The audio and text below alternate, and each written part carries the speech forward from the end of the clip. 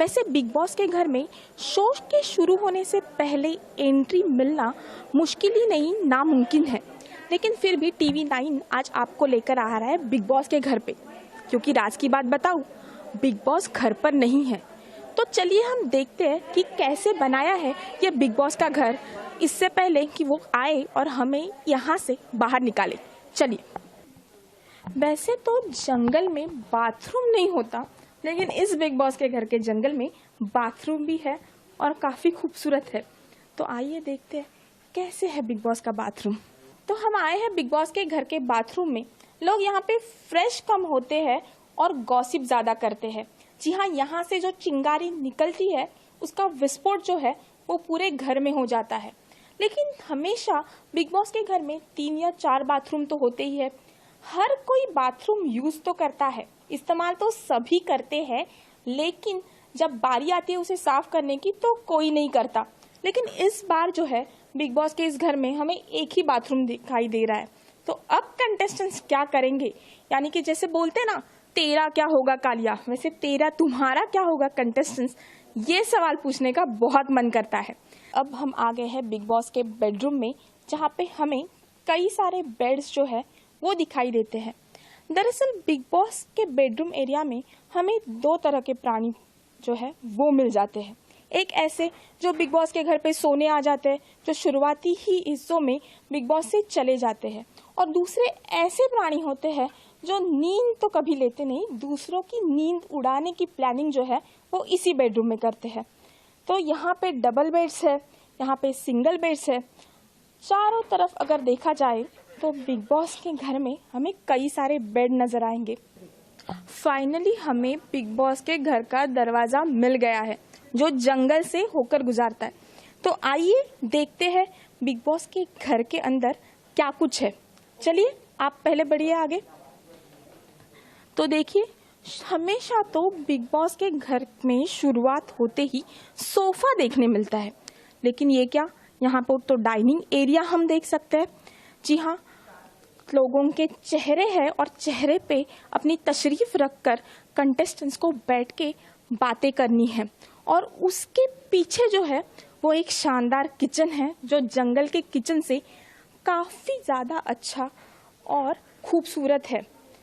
वैसे तो किचन और किचन पॉलिटिक्स हमेशा से बिग बॉस का एक महत्वपूर्ण हिस्सा है। इतने खूबसूरत किचन को कंटेस्टेंट जिस प्रकार से गंदा करते हैं, जो खाने को लेकर फाइट्स होती है, वो बिग बॉस का टीआरपी भी तो बढ़ाता है।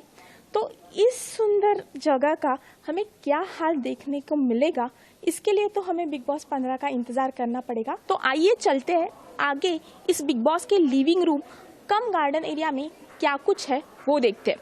अभी यहाँ पे अगर देखेंगे तो फिर से एक बड़ा पेड़ आपको नजर आएगा, लेकिन फिर एक बार आपको याद दिला दूं कि यहाँ के पत्थर, यहाँ के पेड़ सब कुछ नकली है, आर्टिफिशियल है, लेकिन बहुत ही खूबसूरती से बनाया गया है। यहाँ पे हम फिर से एक बार सीटिंग एरिया भी देख सकते हैं।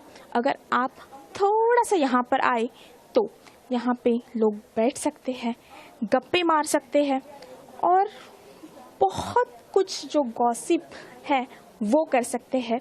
और बिग बॉस की भाषा में कहा जाए तो वो स्ट्रैटेजीज बना सकते हैं। हालांकि इन लोगों की एक भी स्ट्रैटेजी कभी काम नहीं आई है, लेकिन घर वाले स्ट्रैटेजीज काफ़ी बनाते हैं। लिविंग एरिया का सबसे महत्वपूर्ण हिस्सा होता है ये सोफ़ा, और सोफ़े के सामने आने वाला सलमान खान का मी टीवी। जी हाँ, वैसे तो ये टीवी हर हफ्ते एक फर्नीचर की तरह चुपचाप कोने में बैठा रहता है, लेकिन जब वीकेंड आता है तब इस टीवी के भाव काफ़ी बढ़ जाते हैं। जी हाँ, क्योंकि वीकेंड के वार के समय सलमान इसी टीवी से कंटेस्टेंट से बात भी करते हैं, कंटेस्टेंट की क्लास भी लगाते हैं और उन पर काफ़ी कुछ जो है उनके साथ मस्ती भी होती है। तो जी हाँ, इसीलिए सलमान खान का ये मी टीवी इस लिविंग एरिया की शान कहा जा सकता है। तो लिविंग एरिया तो हमने देख लिया, लेकिन इस बार लिविंग एरिया में गौर करने की बात यह है कि 2 सोफाज है, यानी कि हमेशा से बिग बॉस के घर में प्लानिंग, प्लॉटिंग 2 ग्रुप्स बनते ही है। तो यहाँ पे 2 ग्रुप के अलग अलग बैठने की और बातचीत करने की काफ़ी अच्छी व्यवस्था जो है की गई है। और जंगल ख़त्म हो गया है, लेकिन जानवर जो है वो अभी भी दिख रहे हैं। देखो यहाँ पे कछुआ जो है वो देख रहा है, जहाँ पे जो सोफे पे बैठेगा वो कछुए की नज़र से भी छुप नहीं पाएगा, नज़रों के सामने रहेगा।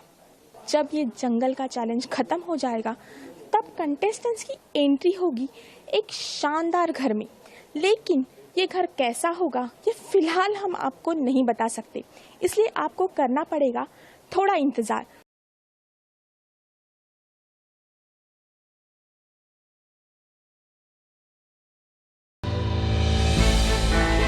हमने की गलती फिर एक बार, कोरोना ने किया दोबारा प्रहार। मास्क, 2 गज दूरी, करें अपनी सुरक्षा खुद। कोरोना टीका हम सबको लगाना है, मिलकर साथ समझदारी से कोरोना को हराना है।